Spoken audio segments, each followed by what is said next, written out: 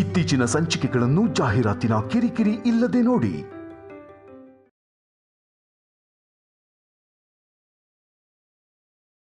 Okay, ನೀವೆಲ್ಲ ಸ್ವಲ್ಪ ಹೊತ್ತು ಹೊರಗಡೆ ವೇಟ್ ಮಾಡಿ.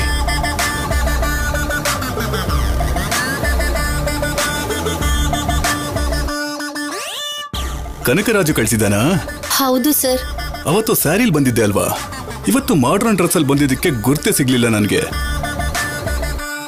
ಅವತ್ತು ನಿನ್ ಜೊತೆ ಇದ್ದ ವ್ಯಕ್ತಿ ನಿನ್ಗೇನಾಗ್ಬೇಕು? Friend sir. Okay okay. Kiran sir, ಈ ಹುಡುಗಿಗೆ ಡೈಲಾಗ್ನ ಪ್ರಾಕ್ಟೀಸ್ ಮಾಡಿಸು. ಓಕೆ ಸರ್, ಬನ್ನಿ ಮೇಡಮ್.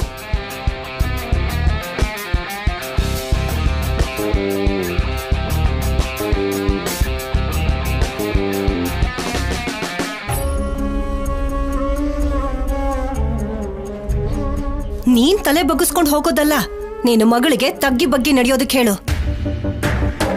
ನಿನ್ನ ಮಗಳು ನನ್ನ ಮಗನ್ಗೆ ಹೆಂಡತಿ ಅಂತ ಅನ್ಕೊಂಡು ಸ್ವಲ್ಪ ಕ್ಲೋಸ್ ಆಗ್ತಿದ್ದಾಳೆ. ಅದೇ ನನ್ ಮಗನ್ ಮುಂದೆ ಬೀಳೋ ಹಾಗೆ ನಾಟಕ ಆಡೋದು, ಕೈ ಹಿಡ್ಕೊಳ್ಳೋದು, ಕಣ್ಣಿಗೆ ಕಸ ಬಿತ್ತು ತೆಗಿಯಕ್ಕಾಗ್ತಿಲ್ಲ ಅಂತ ನಾಟಕ ಮಾಡೋದು, ಹೀಗೆ. ಕಲ್ಯಾಣಿ ಶೌರ್ಯ ಗಂಡ ಹೆಂಡತಿ ಅಲ್ವಾ ದಮಯಂತಿ? ಸಲಿಗೆಯಿಂದ ಇದ್ರೆ ತಪ್ಪೇನು? ಇಷ್ಟಕ್ಕೂ ನಿನ್ನ ಕಲ್ಯಾಣಿ ಅಂದ್ರೆ ಯಾಕಷ್ಟು ಕೋಪ? ಅವಳು ನಿನ್ ಸೋದರ ಸೊಸೆ ಅಲ್ವಾ? ವರ್ಷ ಹೇಳ್ಬೇಡ, ನನಗ್ ಮೈಯೆಲ್ಲ ಉರಿಯತ್ತೆ. ಕಲ್ಯಾಣಿ ಶೌರ್ಯನ್ ಮಗುಗೆ ಆಯ ಮಾತ್ರನೇ, ನನಗ್ ಸೊಸೆ ಅಲ್ಲ, ಶೌರ್ಯನ್ಗೆ ಹೆಂಡತಿನೂ ಅಲ್ಲ.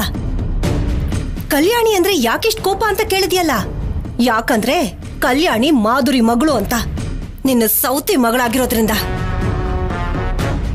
ಆ ಮಾಧುರಿನೇ ನಾನು ನನ್ನ ಹತ್ರ ಬರೋದಕ್ ಬಿಡ್ತಾ ಇರ್ಲಿಲ್ಲ, ಇನ್ನು ಅವಳ ಮಗಳನ್ನ ಹೇಗ್ ಬರೋದಕ್ ಬಿಡ್ತೀನಿ? ಮಾಧುರಿನೇ ಜನ್ಮ ಕೊಟ್ಟಿದ್ದಾಳೆ ಆ ಕಲ್ಯಾಣಿಗೆ. ಆ ಪೊಗ್ರು, ಆ ಮಾತುಗಳು ಎಲ್ಲ ಅವಳ ತಾಯಿಯಿಂದ ಬಂದಿರೋದೆ ಅವಳಿಗೆ. ಬೆಳಿಗ್ಗೆ ಬೆರಣಿ ತಟ್ಟೋವಾಗ ಸಗಣಿನ ನನ್ ಮುಖಕ್ಕೆ ಎಸೆದ್ಲು. ಆವಾಗ್ಲೇ ಸಾಯಿಸ್ಬಿಡ್ಬೇಕು ಅನ್ನೋಷ್ಟು ಕೋಪ ಬಂತು. ನನ್ ಮಗ ನನ್ನ ತಡಿಲಿಲ್ಲ ಅಂದಿದ್ರೆ ಇವತ್ತು ನೀನು ಮಗಳ ಕೆನ್ನೆ ಮೇಲೆ ನನ್ ಕೈ ಬೆರಳಿನ ಗುರ್ತಿರ್ತಾ ಇತ್ತು. ದಮಯಂತಿ, ಕಲ್ಯಾಣಿ ಯಾವತ್ತು ಬೇಕು ಅಂತ ದೊಡ್ಡವ್ರನ್ನೆಲ್ಲ ಅವಮಾನಿಸೋ ಹಾಗೆ ನಡ್ಕೊಳಲ್ಲ. ಸುಮ್ನೆ ಬಯಸ್ಕೊಳ್ಳೋದಿಲ್ಲ ಅವಳು. ಅವಳ ಕಡೆ ತಪ್ಪಿಲ್ಲ ಅಂದ್ರೆ ತಕ್ಷಣ ಮಾತಾಡ್ಬಿಡ್ತಾಳೆ ಅಷ್ಟೇ. ನೀನು ಕಲ್ಯಾಣಿನ ಅರ್ಥನೇ ಮಾಡ್ಕೊಳ್ತಿಲ್ಲ. ಅರ್ಥ ಮಾಡ್ಕೊಳ್ಳೋ ಅಗತ್ಯ ನನ್ಗಿಲ್ಲ. ಇವತ್ತೊಂದು ದಿನ ನಿನ್ನ ಮಗಳನ್ನ ನಾನು ಸುಮ್ನೆ ಬಿಡ್ತಾ ಇದ್ದೀನಿ. ಯಾಕಂದ್ರೆ ಪೂಜೆ ಅಚ್ಚುಕಟ್ಟಾಗಿ ನಡೆದು ನನ್ ಮಗನ್ಗಿರೋ ಗಂಡಾಂತರ ದೂರ ಆಗ್ಬೇಕು. ನಾಳೆಯಿಂದ ನಿನ್ನ ಮಗಳಿಗೆ ದಮಯಂತಿ ಅಂದ್ರೆ ಯಾರು ಅಂತ ತೋರಿಸ್ತೀನಿ. ಸ್ವಾಮಿ, ಈ ವ್ರತ ಪೂರ್ತಿಯಾಗಿ ಶೌರ್ಯನ್ಗಿರೋ ಗಂಡಾಂತರ ದೂರ ಆಗಿ ಶೌರ್ಯ ಕಲ್ಯಾಣಿ ಆನಂದವಾಗಿರೋ ಹಾಗೆ ನೋಡ್ಕೋ. ದಮಯಂತಿ ಮನಸ್ಸು ಬದಲಾಯಿಸು. ಓಕೆನಾ ಮೇಡಮ್?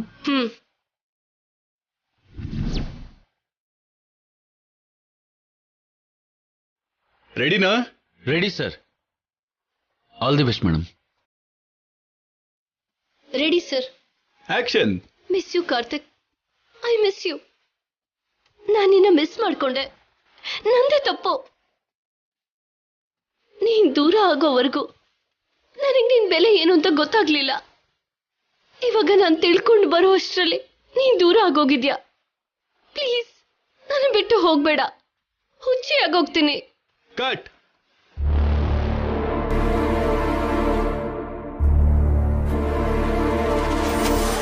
ನೀನ್ ಆಕ್ಟಿಂಗ್ ಚೆನ್ನಾಗೇ ಮಾಡ್ತಿದ್ಯಾ, ಬಟ್ ನಿನ್ ಲವರ್ ಮಿಸ್ ಆಗಿದ್ದಾನೆ ಅಂದ್ರೆ ಎಷ್ಟು ಎಮೋಷನ್ ಇರಬೇಕು. ಸ್ವಲ್ಪನೂ ಫೀಲೇ ಇಲ್ಲ. ಫೀಲ್ ಬೇಕು. ಒನ್ ಮೋರ್ ಮಾಡು. ತುಂಬಾ ಚೆನ್ನಾಗೇ ಮಾಡಿದೆ, ಬಟ್ ಸ್ವಲ್ಪ ನ್ಯಾಚುರಾಲಿಟಿ ಮಿಸ್ ಆಯ್ತು. ಒಂದ್ ಕೆಲಸ ಮಾಡೋಣ, ನಾನೇ ಕಾರ್ತಿಕ್ ಅನ್ಕೋ, ಹ್ಯಾಪಿಯಾಗಿ ಬಂದು ಗಟ್ಟಿಯಾಗಿ ಹಗ್ ಮಾಡ್ಕೊಂಡೇ ಇದ್ದು ಡೈಲಾಗ್ ಎಲ್ಲ ಹೇಳು. ನೀನು ಫ್ಯೂಚರ್ ಅಲ್ಲಿ ಒಳ್ಳೆ ಸ್ಟಾರ್ ಹೀರೋಯಿನ್ ಆಗ್ತೀಯ. ಹಾ, ಒಂದ್ ಸೆಲ್ಫಿನೂ ತಗೊಳ್ಳೋಣ. ನಾಳೆ ನೀನು ಒಳ್ಳೆ ಸ್ಟಾರ್ ಪೊಸಿಷನ್ಗೆ ಹೋದ್ರೆ ನನಗ್ ಸಿಗೋಲ್ವೇನೋ?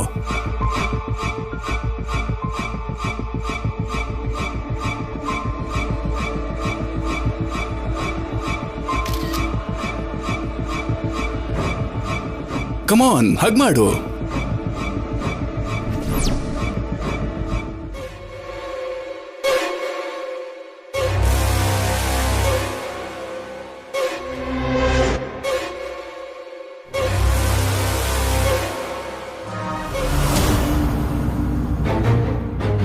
ದೇವ್ರೆ, ಹೇಗಾದ್ರೂ ಸ್ಯಾಮ್ ಹೀರೋಯಿನ್ ಆಗಿ ಸೆಲೆಕ್ಟ್ ಆಗೋ ಹಾಗೆ ಮಾಡು.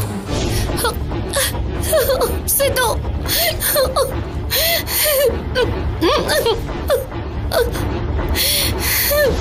ಸಿದ್ದು. ಸ್ಯಾಮ್ ಸ್ಯಾಮ್ ಏನಾಯ್ತು? ಏನು ಕಳ್ತಾ ಇದೆಯಾ?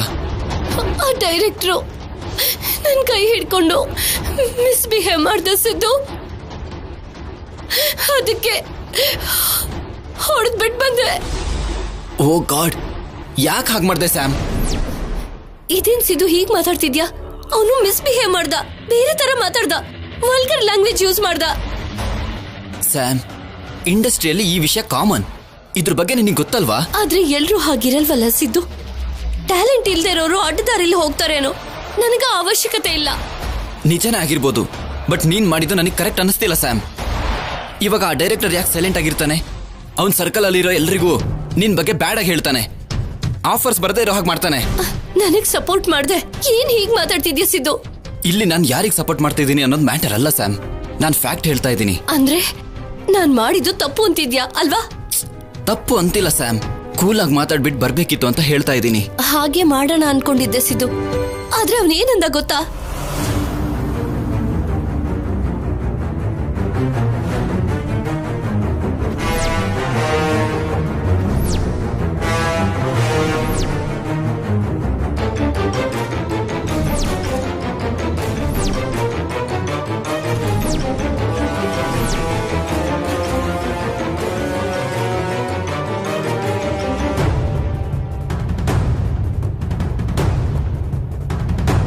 ಅಂತ ಮಾತಾಡ್ದ್ನ. ನಾನು ನಿನ್ ಕೈ ಹಿಡ್ಕೊಂಡಿದ್ದಕ್ಕೆ ನೀನ್ ಇಷ್ಟೆಲ್ಲ ರಿಯಾಕ್ಟ್ ಆದ್ಯಾ ಅನ್ಕೊಂಡೆ, ಆದ್ರೆ ಹೀಗ್ ಮಾತಾಡಿದಾನೆ ಅಂತ ಗೊತ್ತಿರ್ಲಿಲ್ಲ. ಅವನನ್ನ ಸುಮ್ನೆ ಬಿಡಲ್ಲ ಸ್ಯಾಮ್, ನೀನಿಲ್ಲ ಇರು, ನಾನು ಇವಾಗ್ಲೇ ಬರ್ತೀನಿ. ಅಯ್ಯೋ ಸಿದ್ದು, ನನ್ನನ್ನು ತಡಿಬೇಡ ಸ್ಯಾಮ್, ಬಿಡು ಬಿಡು ಸ್ಯಾಮ್. ಪ್ಲೀಸ್. ಯಾಕೆ ಹೇಳ್ತಿದ್ದೀನಿ ಅಂತ ಅರ್ಥ ಮಾಡ್ಕೋ. ಗೊತ್ತಿಲ್ದಿರೋ ಊರಿಗೆ ಬಂದಿದೀವಿ, ಏನಾದ್ರೂ ನಡಿಬಾರದು ನಡೆದ್ರೆ ನಮ್ಮನ್ನ ಸುಮ್ನೆ ಬಿಡೋದಿಲ್ಲ, ದೊಡ್ಡ ಇಶ್ಯೂ ಆಗತ್ತೆ. ಆಗ ನಮ್ ಬಗ್ಗೆ ಶೌರ್ಯಂಗ್ ಗೊತ್ತಾಗ ಹೋಗುತ್ತೆ. ಪ್ಲೀಸ್ ಸಿದ್ದು, ಅರ್ಥ ಮಾಡ್ಕೋ. ಜಗಳ ಬೇಡ, ಹೊರಟೋಗೋಣ ಬಾ ಸಿದ್ದು. ಪ್ಲೀಸ್ ಸಿದ್ದು.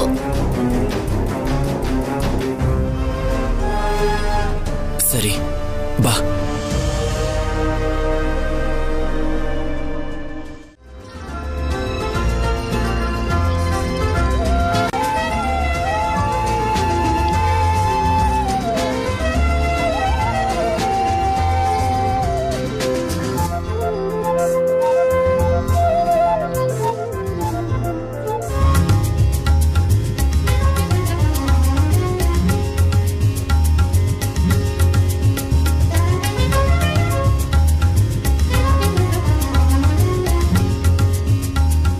ಎಷ್ಟು ಲಕ್ಷಣವಾಗಿ ಕಾಣಿಸ್ತಿದೆ ಗೊತ್ತಾ? ದೃಷ್ಟಿ ಬೊಟ್ಟಿಡಮ್ಮ, ಇಲ್ಲ ಅಂದ್ರೆ ನಿನ್ ಮಗಳಿಗೆ ಅವಳ ಗಂಡನ ದೃಷ್ಟಿನೇ ತಾಗುತ್ತೆ.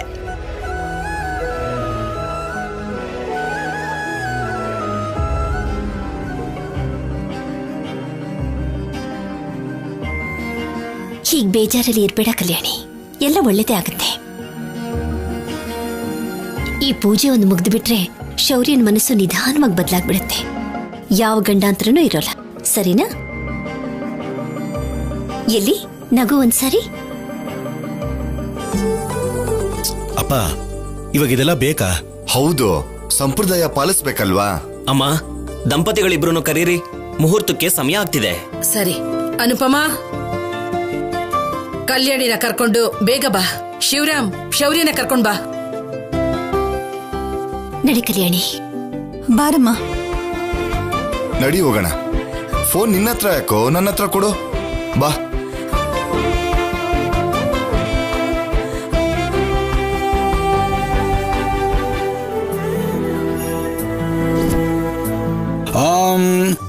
ಮುಹೂರ್ತಸ್ಸು. ಬಾ ಕಲ್ಯಾಣಿ. ವಧುವರರಿಬ್ರು ಬಂದು ಹಸೆಮಣೆ ಮೇಲೆ ಕೂತ್ಕೊಳ್ಳಿ. ಬನ್ನಿ, ಕೂತ್ಕೊಳ್ಳಪ್ಪ.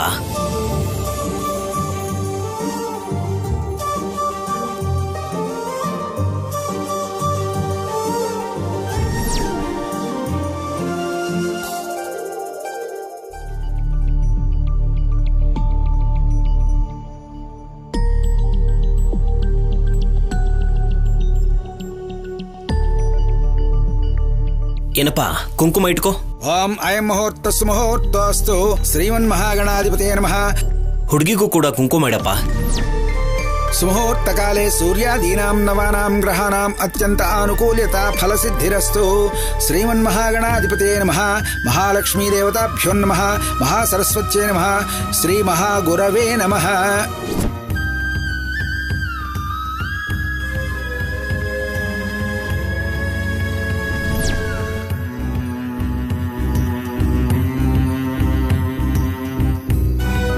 ಇಲ್ಲಿ ನೋಡಪ್ಪ, ಇಬ್ರು ಒಬ್ರಿಗೊಬ್ರು ಕಂಕಣ ಕಟ್ಕೊಳ್ಳಿ. ತಗೊಳಮ್ಮ, ನೀನು ತಗೊಳಪ್ಪ. ಅಮ್ಮ, ನೀನ್ ಮೊದಲು ಕಂಕಣ ಕಟ್ಟು. ಓಂ ಧ್ರುವಂ ತೇ ರಾಜಾವರುಣೋ ಧ್ರುವಂ ದೇವೋ ಬೃಹಸ್ಪತಿ ಧ್ರುವಂ ತೇಂದ್ರಶ್ಚಾಗ್ನಿಶ್ಚ ರಾಷ್ಟ್ರಂ ಧಾರಯತಾಂ ಧ್ರುವಂ. ಅಯಂ ಮುಹೂರ್ತಸ್ಸು ಮುಹೂರ್ತೋಸ್ತು.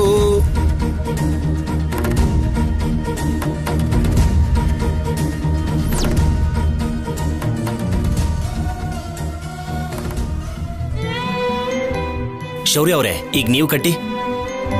ಓಂ ಸರ್ವಮಂಗಳ ಮಾಂಗಲ್ಯೇ ಶಿವೆ ಸರ್ವಾರ್ಥ ಸಾಧಿಕೆ ಶರಣ್ಯೇ ತ್ರ್ಯಂಬಕೆ ದೇವಿ ನಾರಾಯಣಿ ನಮೋಸ್ತುತೇ.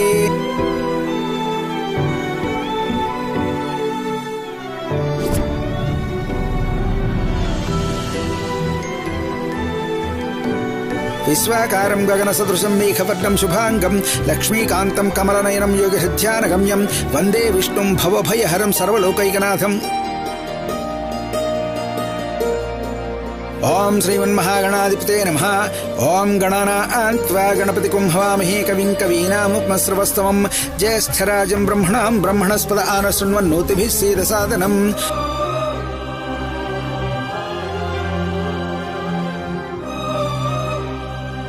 ಶೌರ್ಯ ಅವರೇ, ನಿಮ್ಮ ಧರ್ಮಪತ್ನಿ ಕೈ ಹಿಡ್ಕೊಂಡು ಆ ಬೆರಣಿನ ಹೋಮಕುಂಡದಲ್ಲಿ ಹಾಕಿ.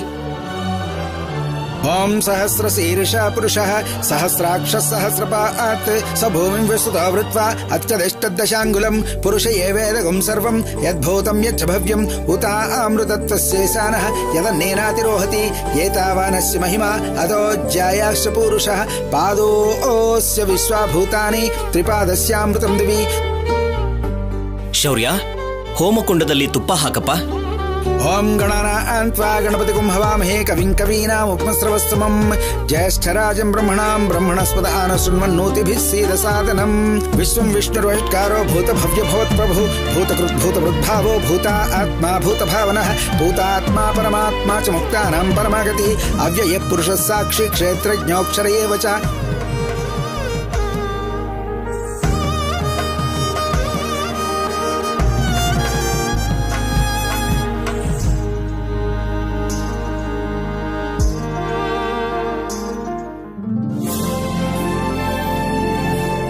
ಮನೆ ಮಧ್ಯೆ ಗೋಡೆ ಬಂತು, ಮನುಷ್ಯರ ಮಧ್ಯೆ ಮಾತುಗಳಿಲ್ವಲ್ಲ ಅಂತ ಸಂತೋಷದಿಂದ 10 ದಿನ ಇದ್ನೋ ಇಲ್ವೋ ವ್ರತ ಪೂಜೆ ಅನ್ನೋ ಹೆಸರಲ್ಲಿ ಮತ್ತೆ ಒಂದಾಗೋ ಹಾಗಾಯ್ತು. ಇದೇ ನೆಪ ಇಟ್ಕೊಂಡು ನಾಳೆಯಿಂದ ಯಾರಾದ್ರೂ ಮಾತಾಡೋಕ್ ನೋಡಿದ್ರೆ ಆವಾಗ ಒಬ್ಬೊಬ್ಬರಿಗೂ ಮಾಡ್ತೀನಿ.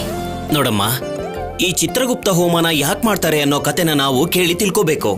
ಗಣೇಶ ಚತುರ್ಥಿ ದಿನ ಗಣೇಶನ ಕತೆನ ಕೇಳಿ ತಿಳ್ಕೊಂಡ ಹಾಗೆ ಇದನ್ನು ತಿಳ್ಕೋಬೇಕು. ಚಿತ್ರಗುಪ್ತ ಅಂತಿದ್ದ ಹಾಗೆ ನಮ್ಮೊಳಗೆ ಇದ್ದು ಸರಿಯಾಗಿ ಪಾಪ ಪುಣ್ಯವನ್ನ ಬರೆಯೋನು. ಅಂದ್ರೆ ನಮ್ಮ ಮನಸ್ಸು ಅಂತ ಒಂದು ಅರ್ಥ. ಮನುಷ್ಯ ಬೆಳಿಗ್ಗೆ ಎದ್ದಾಗಿನಿಂದ ಹಿಡಿದು ಮಲ್ಕೊಳ್ಳೋವರೆಗೂ ಎಷ್ಟೋ ತಪ್ಪುಗಳನ್ನ ಗೊತ್ತೋ ಗೊತ್ತಿಲ್ದೇನೋ ಮಾಡ್ತಾನೆ ಇರ್ತಾನೆ. ನಮ್ಮನ್ನ ಸೃಷ್ಟಿ ಮಾಡಿದ್ದು ಆ ಬ್ರಹ್ಮನೇ ಆದ್ರೂ ಕೂಡ ನಮ್ಮ ಪಾಪಗಳ ಲೆಕ್ಕ ಬರೆಯೋದು ಯಮಧರ್ಮರಾಜನ ಆಸ್ಥಾನದಲ್ಲಿರೋ ಚಿತ್ರಗುಪ್ತನೇ ಅಂತ ಗರುಡ ಪುರಾಣದಲ್ಲಿ ಅಚ್ಚುಕಟ್ಟಾಗಿ ಹೇಳುತ್ತೆ. ಅಂತ ಚಿತ್ರಗುಪ್ತನಿಗೆ ನಮ್ಮ ಭೂಲೋಕದಲ್ಲಿ ದೇವಸ್ಥಾನ ಕೂಡ ಇದೆ.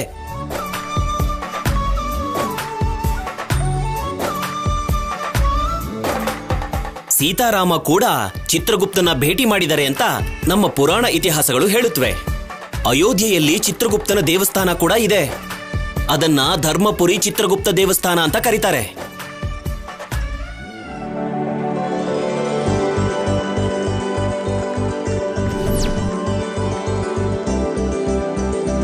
ಇನ್ನು ಕತೆ ವಿಷಯಕ್ಕೆ ಬಂದ್ರೆ, ಒಂದಾನೊಂದು ಕಾಲದಲ್ಲಿ ರಾಜನ ಹೆಂಡತಿ ಮಂತ್ರಿಯ ಹೆಂಡತಿ ವಿಶಿಷ್ಟವಾಗಿ ಭಕ್ತಿಯಿಂದ ಎಲ್ಲ ವ್ರತಗಳನ್ನ ಪೂಜೆಗಳನ್ನ ಮಾಡ್ತಾ ಇದ್ರು. ರಾಜನ ಹೆಂಡತಿ ಮಾತ್ರ ಚಿತ್ರಗುಪ್ತ ವ್ರತ ಮಾಡೋದನ್ನ ಮರ್ತೋದ್ಲು. ಮಂತ್ರಿ ಹೆಂಡತಿ ಮಾಡಿದ್ಲು. ಇಬ್ರು ಕಾಲಕ್ರಮೇಣ ತೀರ್ಕೊಂಡ್ರು. ಚಿತ್ರಗುಪ್ತ ರಾಜನ ಹೆಂಡತಿಗೆ ನರಕಾನ, ಮಂತ್ರಿ ಹೆಂಡತಿಗೆ ಸ್ವರ್ಗ ಅಂತ ತೀರ್ಮಾನ ಮಾಡ್ದ. ಇದೇನು ಅಂತ ರಾಜನ ಹೆಂಡತಿ ಚಿತ್ರಗುಪ್ತನನ್ನ ಕೇಳಿದಾಗ ಅದಕ್ಕೆ ಅವನು ಉತ್ತರ ಕೊಡ್ತಾ, ಇಲ್ ನೋಡಮ್ಮ, ನೀವು ಮಂತ್ರಿ ಹೆಂಡತಿ ಜೊತೆಗೆ ಎಲ್ಲಾ ವ್ರತನೂ ಮಾಡಿದ್ರಿ, ಆದ್ರೆ ನನ್ನ ವ್ರತವನ್ನ ಬಿಟ್ಟು ಎಲ್ಲ ದೇವರನ್ನ ಆರಾಧಿಸಿ ನನ್ನನ್ನ ಮರ್ತೋಗೋದು ನನ್ನನ್ನ ಅವಮಾನ ಮಾಡಿದಷ್ಟೇ ಸಮಾನ. ದೈವ ದೂಷಣೆ ಹೇಗೆ ಕ್ಷಮಿಸೋದಿಕ್ಕಾಗದೇ ಇರೋಂತ ಅಪರಾಧನೋ ಮರ್ತೋಗೋದು ಕೂಡ ಅಪರಾಧನೇ. ಅದಕ್ಕೆ ನಿನಗೂ ನಿನ್ನ ಗಂಡನಿಗೂ ನರಕ ಪ್ರಾಪ್ತಿಯಾಗ್ಲಿ ಅಂತ ತೀರ್ಮಾನ ಮಾಡ್ದೆ. ಆಗ ರಾಜನ ಹೆಂಡತಿ ಕ್ಷಮಿಸು ಅಂತ ಬೇಡ್ಕೊಂಡು ತಾನು ಮಾಡಿರೋ ತಪ್ಪಿಗೆ ತನ್ನ ಗಂಡನಿಗೂ ಶಿಕ್ಷೆ ಕೊಡೋದು ಬೇಡ ಅಂತ ಕೇಳ್ಕೊಂಡ್ಲು. ತಾವು ಅನುಮತಿ ಕೊಟ್ರೆ ವ್ರತಾನ ಪೂರ್ಣ ಮಾಡಿ ಬರ್ತೀನಿ ಅಂತ ಹೇಳಿದಾಗ ಚಿತ್ರಗುಪ್ತ ಕರುಣೆ ತೋರಿಸಿ ಭೂಲೋಕಕ್ಕೆ ಕಳಿಸಿದ್ರು.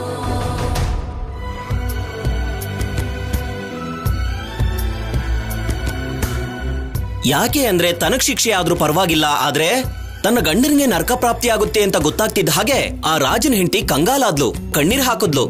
ಗಂಡನ್ಗೋಸ್ಕರ ಹೋಗ್ ಬರ್ತೀನಿ ಅಂತ ಹೇಳಿದ್ಲೇ ಹೊರತು ಅವಳಿಗೋಸ್ಕರ ಅಲ್ಲ. ನಿಸ್ವಾರ್ಥ ಇಲ್ದಿರೋ ಕೋರಿಕೆ ಆಗಿರೋದಕ್ಕೆ ಚಿತ್ರಗುಪ್ತರು ಕರುಣೆ ತೋರಿಸಿದ್ರು. ಆ ಸಾಧ್ವಿ ಭೂಲೋಕಕ್ಕೋಗಿ ಪೂಜೆ ಮಾಡಿ ಮತ್ತೆ ಬಂದ್ಲು. ಗಂಡನ್ಗಿರೋ ಗಂಡಾಂತರನ ತಪ್ಸಿ ಮರಣ ಹೊಂದಿದ್ಮೇಲೆ ಸ್ವರ್ಗ ಪ್ರಾಪ್ತಿಯಾಗೋ ಹಾಗೆ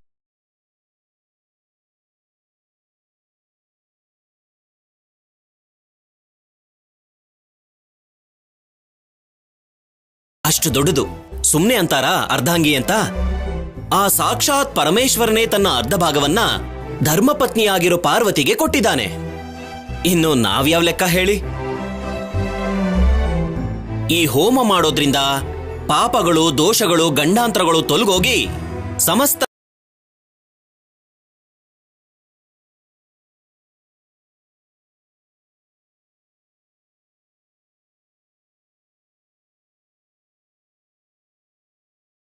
ಸಂಪೂರ್ಣ ಆಯ್ತು. ಪೂರ್ಣಾಹುತಿನ ದಂಪತಿಗಳಿಬ್ರು ಸೇರಿ ಹೋಮಕ್ಕೆ ಹಾಕ್ಬೇಕು. ಹಾಕೋಕ್ಕೂ ಮೊದ್ಲು ಇಬ್ರು ಒಬ್ರಿಗೋಸ್ಕರ ಒಬ್ರು ಪತಿ ಕ್ಷೇಮ, ಪತ್ನಿ ಕ್ಷೇಮ, ವಂಶಾಭಿವೃದ್ಧಿ ಆಗ್ಬೇಕು ಅಂತ ಬೇಡ್ಕೊಂಡು ಪೂರ್ಣಾಹುತಿ ಹಾಕಿ. ಶೌರ್ಯ ಅವರೇ ತಗೊಳ್ಳಿ. ಓಂ ಯಜ್ಞನಾರಾಯಣಾಯ ನಮಃ.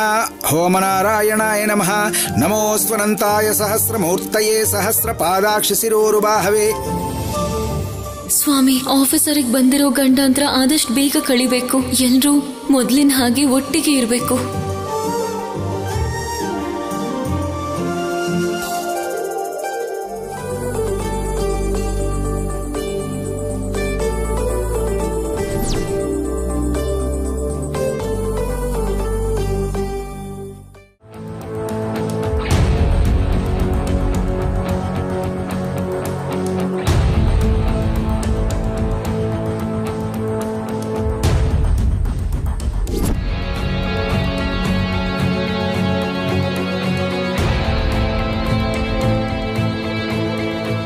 ದಿಲೀಪ್, ಹೊರಡ್ವಾ? ಶ್ರೀಜಾ, ನಿನ್ ಫ್ರೆಂಡ್ ಸಂಪದ ಬಗ್ಗೆ ಏನಾದ್ರೂ ಗೊತ್ತಾಯ್ತಾ? ಇಲ್ಲ, ಅದನ್ನೇ ನೋಡ್ತಿದ್ದೀನಿ. ಹೌದು, ನಿನ್ ಫ್ರೆಂಡ್ಸ್ಗೆ ಏನಾದ್ರೂ ಗೊತ್ತಾಯ್ತಾ? ನೋಡ್ತಿದಾರೆ. ಹೇಳೋ. ಲೇ ದಿಲೀಪ್, ನೀನ್ ಹುಡುಕ್ತಿರೋ ಹುಡುಗಿ ಡೈರೆಕ್ಟರ್ ಡೇನಿಯಲ್ ಜೊತೆ ಫೋಟೋ ತಗೊಂಡಿದ್ದಾಳೆ. ನಿನಗೆ ಫೋಟೋ ಕಳ್ಸಿದೀನಿ ನೋಡು. ಶ್ರೀಜಾ, ಅವಳು ಡೈರೆಕ್ಟರ್ ಡ್ಯಾನಿಯಲ್ ಜೊತೆ ಫೋಟೋ ತೆಗೆಸ್ಕೊತಿದ್ದಾಳಂತೆ. ಹೌದಾ?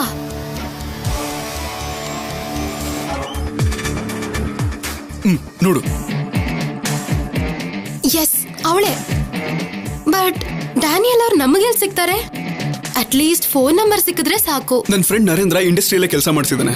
ಅವನ್ನ ಕೇಳಿದ್ರೆ ಅಡ್ರೆಸ್ ಮತ್ತೆ ನಂಬರ್ ಹೇಳ್ಬೋದು. ಸರಿ, ಬೇಗ ಮಾಡು. ಲೋ ನರೇಂದ್ರ, ನಿನ್ನ ಹತ್ರ ಡೈರೆಕ್ಟರ್ ಡ್ಯಾನಿಯಲ್ ನಂಬರ್ ಇದೆಯಾ? ಇಲ್ಲ ಕಣೋ. ಯಾಕೆ? ಹೋಗ್ಲಿ, ಅಡ್ರೆಸ್ ಆದ್ರೂ ಗೊತ್ತಾ? ಗಾಂಧಿನಗರಲ್ಲಿ ಇರ್ತಾರ ಕಣೋ. ಕರೆಕ್ಟ್ ಆಗಿ ಅಡ್ರೆಸ್ ಗೊತ್ತಿಲ್ಲ, ತಿಳ್ಕೊಂಡು ಹೇಳ್ತೀನಿ. ಓಕೆ, ಆದಷ್ಟು ಬೇಗ ಹೇಳು. ಗಾಂಧಿನಗರಲ್ಲಿ ಇರ್ತಾರಂತೆ. ಫ್ಲಾಟ್ ನಂಬರ್ ತಿಳ್ಕೊಂಡು ಹೇಳ್ತೀನಿ ಅಂದ. ಅಷ್ಟೊತ್ತಿಗೆ ನಾವಲ್ಲಿ ಹೋಗೋಣ. ಹೌದಾ? ಈ ವಿಷಯ ಕಲ್ಯಾಣಿಗೆ ಹೇಳಿದ್ರೆ ತುಂಬಾ ಖುಷಿ ಆಗ್ತಾಳೆ.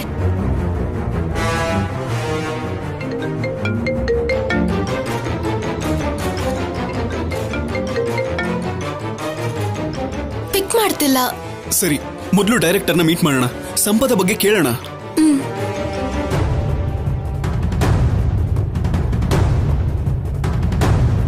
ನೋಡ್ದೇನೋ ಆಗ್ಲೇ ಎಷ್ಟು ಲೈಕ್ಸು, ಎಷ್ಟು ಕಮೆಂಟ್ಸ್ ಬಂದಿದೆ ಅಂತ. ಎಲ್ರೂ ಹುಡುಗಿ ಸಖತ್ತಾಗಿದ್ದಾಳೆ ಅಂತಿದ್ದಾರೆ. ಈಗ್ಲಾದ್ರೂ ಒಪ್ಕೋತಿಯಾ? ಪುರೋಹಿತ್ರೆ, ಈಗ ಪೂಜೆ ಮುಗ್ದಾಗೆ ಅಲ್ವಾ? ನಾವ್ ಹೇಳ್ಬೋದಾ? ಶೌರ್ಯ ಅವರೇ, ಕ್ಷಮಿಸಿ, ಇನ್ನು ಪೂಜೆ ಪೂರ್ತಿಯಾಗಿಲ್ಲ. ನೀವಿಬ್ರೂ ದೇವರ ಮುಂದೆ ಹಾರ ಬದಲಾಯಿಸ್ಕೊಂಡು ಅಗ್ನಿ ಸಾಕ್ಷಿಯಾಗಿ ಸಪ್ತಪದಿ ತುಳಿಬೇಕು. ಆ ನಂತರ ದೊಡ್ಡವರೆಲ್ಲರ ಹತ್ರನೂ ಆಶೀರ್ವಾದ ತಗೋಬೇಕು. ವಾಟ್? ಹಾರ ಬದಲಾಯಿಸ್ಕೊಳ್ಳೋದು ಅಂದ್ರೆ ಏನು? ಸಪ್ತಪದಿ ತುಳಿಯೋದು ಅಂದ್ರೆ ಏನು? ಇದನ್ನೆಲ್ಲ ಮದ್ವೆಲ್ ಮಾಡೋದಲ್ವಾ?